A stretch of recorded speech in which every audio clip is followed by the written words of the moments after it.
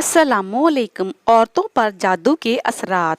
औरतें पर ज़्यादा जादू के असरात क्यों होते हैं? औरत का जड़ से निकला कोई बाल लें, इसे किसी गंदी नाली में डाल दें। एक दो दिन बाद देखें वो सांप बनकर चल रहा होगा। तिनके की मदद से ऊपर करें तो फिर बाल बन जाएगा।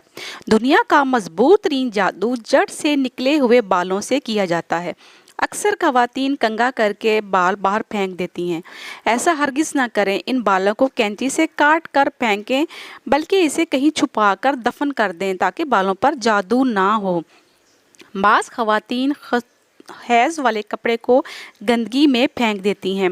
इसमें एहतियात बरता करें, या इस कपड़े को धोकर फेंकें, या जला दें, या फिर कहीं दफना दें। अगर वो कपड़ा किसी जिन शैतान ने सूंघ लिया, समझो वो औरत फंस गई, या तो इस औरत पर जादू करता है या फिर इस पर आशिक हो जाता है।